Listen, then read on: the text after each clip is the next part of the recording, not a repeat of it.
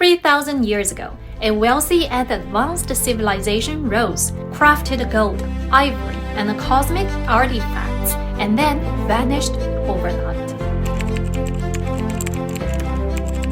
Welcome back to Hidden Lantern Chronicles. Across the world, the 30th parallel north has always carried a strange weight. It cuts through Egypt, Babylon, the Indus Valley, the Maya heartlands, places where early human civilization ignited. And on that same line, in the quiet plains of Sichuan, lies Sanxingdui, a Bronze Age city with engineered walls and advanced complete drainage system buried beneath its streets, and artifacts so unusual that even today, science has no complete explanation. Despite a century of excavations, Sanxingdui still guards 6 unanswered mysteries. Firstly, how did an advanced civilization vanish in a single moment? Second, why do Sanxingdui masks look so non-human? Why do these artifacts spark alien theories even today? Third, the bronze standing figure. What was he holding? A jade, a staff, an ivory ritual object? 4. Is the bronze sacred tree the Fusang tree from the classic of mountains and seas? Why 9 birds? Why one missing at the top? 5. What happened on the final night? Why were thousands of artifacts burned, shattered, massacred, and buried? And lastly, did the Sanxingdui people migrate to Jinshan? Tonight, we follow these 6 mysteries, step by step, into the deepest shadows of a civilization that still refuses to be understood. Imagine a thriving city, workshops casting bronze in blazing furnaces, priests chanting before sacred trees, traders carrying ivory, jade, seashells from distant lands, families living behind earthen walls. And then the city goes silent. Around 1200 BCE, Sanxingdui was suddenly abandoned completely. No signs of warfare, no epidemic graves, no mass burning of homes, no bodies, just a city emptied. The first theory is the river vanished overnight. Geological studies show a violent earthquake may have shifted the Minjiang River's course. A river civilization without water is like a heart without blood. If the river left, Sanxingdui died instantly. Second theory is disaster from the mountains. The Chengdu Plain sits beneath the Longmenshan Fault, the same fault responsible for the 2008 Wenchuan earthquake. Mudslides, flooding, sudden subsidence, any of these could erase the city in hours. Third theory is political collapse. Ancient Shu kings appear in myths, but no written records survive. A coup, a failed raid, internal fracture. We can't rule this possibility out. The fourth theory is ritual abandonment. What if the city wasn't destroyed but closed? As if someone pressed shut down on an entire civilization. Thousands of sacred objects were intentionally broken, burned, and buried. Not looted, not stolen, not scattered. Carefully destroyed. Like a ritual farewell from a people who already knew they were leaving. But where did they go and why? We will return to this. For now, we look at the most famous mystery of all. When archaeologists uncovered Pit 1 and Pit 2 in 1986, they were stunned. The faces staring back at them did not resemble any known style in China, Asia, or anywhere else in the ancient world. The eyes, protruding cylinders long, almond-shaped pupils, project outward like telescopes. Some are so exaggerated that they resemble searchlights. The ears, wings, or feathers. Many Sanxingdui masks have wide blade-like ears that extend outward horizontally, often decorated with bird motif patterns. Some look like birds mid-flight, echoing the importance of avian worship in ancient Shu. The mouth smiling, but not human. Some masks stretch into a mysterious smile, reaching to ears. Others have clenched lips, as if guarding secrets. And is the craftsmanship a bit too advanced for that age? These masks were cast using piece mold technology, but with techniques so refined that some features exceed Shang bronzes. Many masks were once covered with gold or inlaid with precious stones. But the most shocking detail is this one: the giant mask that no human could wear.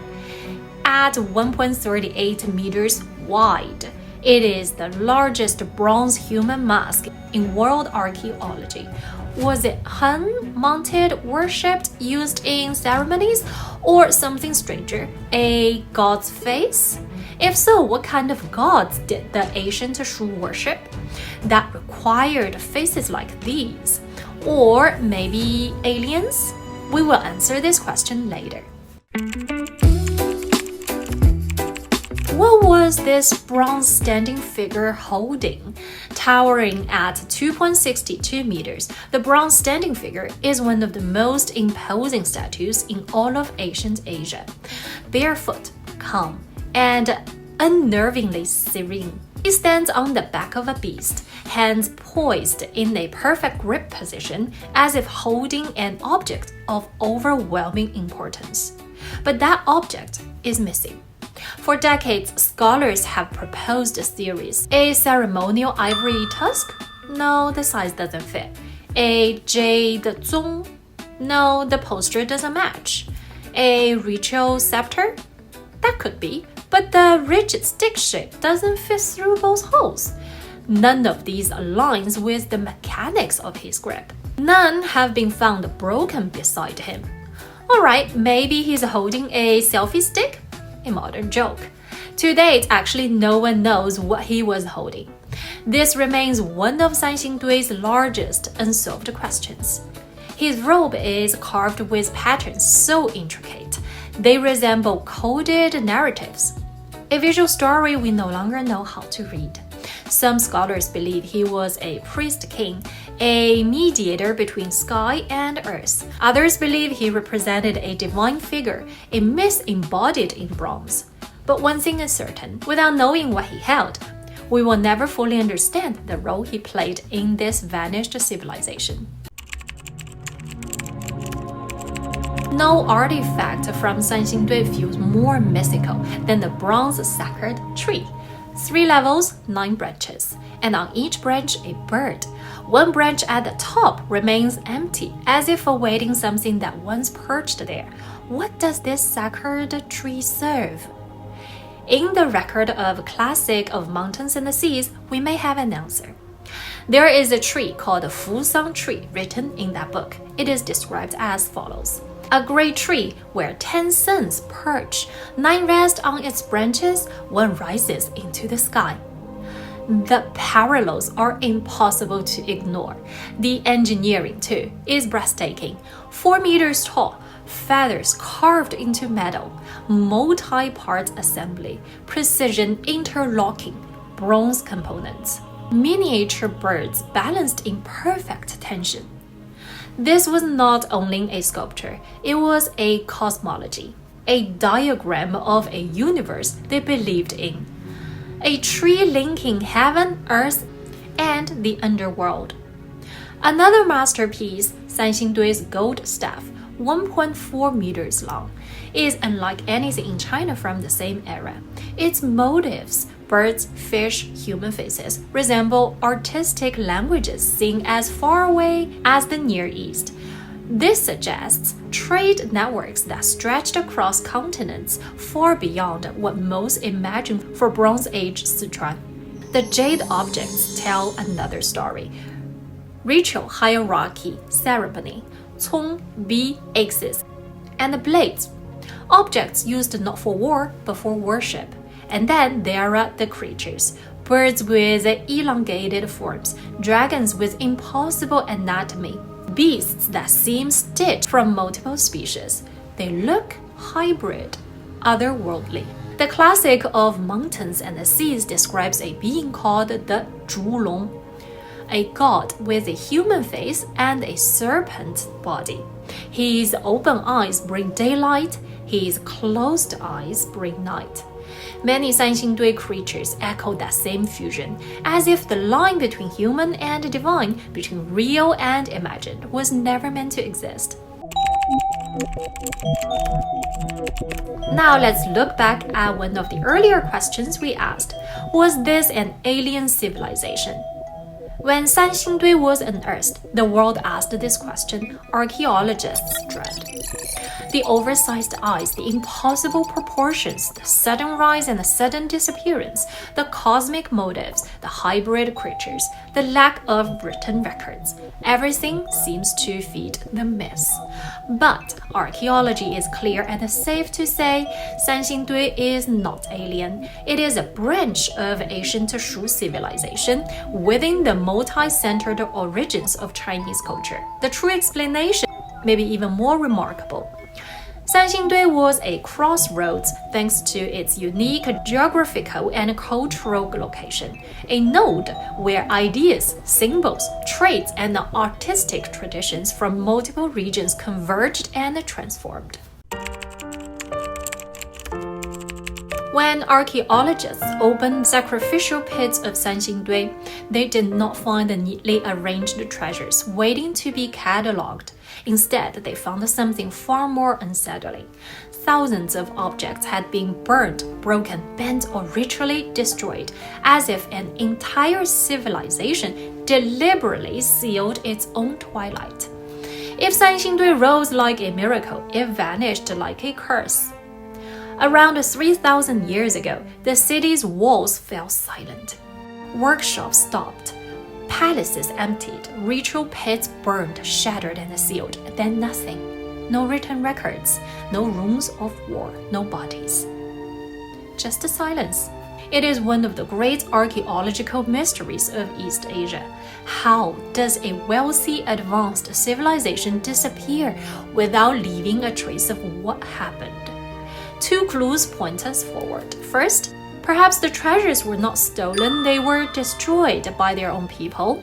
The sacrificial pits show overwhelming evidence of intentional destruction. Bronze statues snapped at the neck, jade ritual blades broken in half, masks burned until their surfaces melted, gold foils crushed, ivory split and scorched, sacred tree branches deliberately dismantled. This was not looting, this was ritual, a final ceremony. Archaeologists call it a formal closure of a world. This suggests upheaval, spiritual, political, or ecological. Something so profound that an entire culture shattered its own identity and buried it underneath the soil. The second clue is also our last mystery. Is it possible that their civilization did not die, but the people migrated to somewhere else? 25 miles away from the Sanxingdui site lies the Jinsha site. Its gold masks, jade altars, and ritual patterns match Sanxingdui so closely that they look like chapters from the same book. This has led many scholars to believe Sanxingdui did not collapse, it migrated, and Jinsha was its second life. This is the leading archaeological theory. But what forced the move? Possibilities include a massive flood, earthquakes, river course shifts, internal political change, religious transformation. We do not have an answer. 3,000 years ago, in the fertile plains of Sichuan, a civilization rose, brilliant, confident, unafraid. They carved gods with impossible faces. They forged trees that touched the sky. They shaped creatures that walked in dreams. They burned their treasures and buried their own world. And then they walked away. We do not have a definitive answer to why. Maybe what they left behind was not a puzzle to be solved, but a reminder that maybe the human story is far stranger, far older, and far more beautiful than we ever believed. This is Hidden Lantern Chronicles. Thank you for watching, and I'll see you in the next story, where another mystery awaits just beneath the surface.